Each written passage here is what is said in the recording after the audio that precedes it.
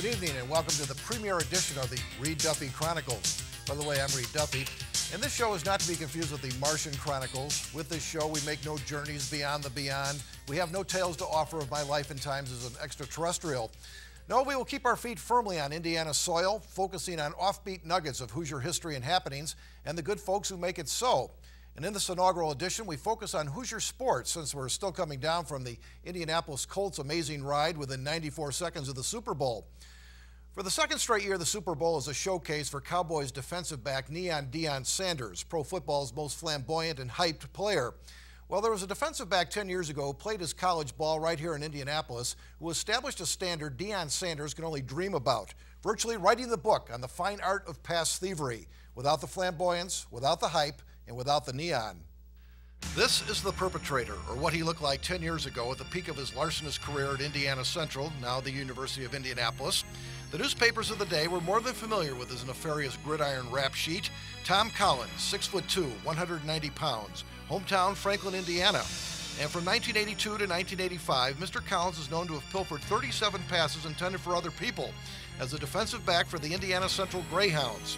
According to NCAA college football crime statistics, nobody has stolen more passes in a collegiate career than Tom Collins.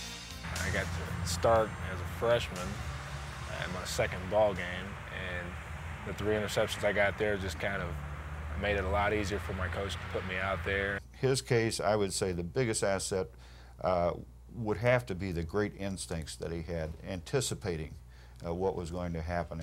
Tom Collins, number 34 in your program, was placed in a most advantageous position for his past burglary ring, that of free safety, free to roam, not necessarily assigned to a specific enemy receiver, but go where the ball goes. You get a chance to observe the whole field, take in everything that's going on, and if you've studied your film, you know where the ball should be going, and if there's an open guy, and that quarterback kind of tips his hand where he's going to throw it, and you get that jump on the ball, you're going to make the interception most of the time. What especially helped Collins and his gifted colleagues in the defensive backfield amass such alarming statistics in pass thievery was the fact that most of their opponents in the then Heartland Conference in the early 80s much preferred to travel by air than on the ground. Teams put the ball up a lot, and with the good defensive line we had, they put pressure on the quarterback. A lot of the quarterbacks would put the ball up for grabs, and I just happened to be in the right places at the right times. He was surrounded by good people in the secondary, and your opponents could not afford to try to go away from him. Collins' interception racket has its roots as a senior at Franklin High School, where he picked off a dozen in his first exposure as a free safety. By his first 2 games as a freshman starter for the Greyhounds, he had already picked off 7 on the season. In his sophomore and junior seasons, he went on a spree with 11 interceptions in '83 and 10 in 1984, including 4 against arch-rival Butler, for which he has no evident remorse. That was special because we lost 3 out of the 4 years we played there.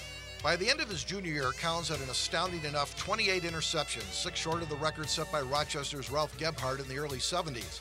And as a senior in 1985, Tom was poised to steal the crown jewels of his position.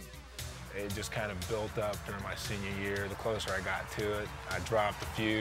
You know, it was a trying time, but once I broke it, it got easy again. In mid-October of 1985, Collins tied the record with 2 picks against Valparaiso and set it with 2 more a couple of weeks later against Georgetown of Kentucky. But everybody was thrilled when he was able to do that. I think anybody would be, or any team would be. It's a team honor as well as an individual honor. Not many national records are set around here.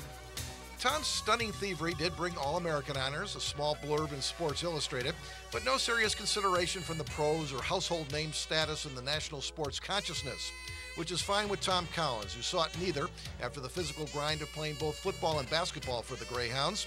At 31, he's married with 2 small children, and all the quarterbacks he victimized will be amused to know he is a policeman in suburban Kansas City and has found his last line of defense experience as a free safety, much in tune with what he does now. You know, I miss that now. I think that's why I'm in law enforcement. There's pressure there every time you stop somebody, you know, that something bad can happen, and I thrive on that. I think all athletes do. That's why we play the games.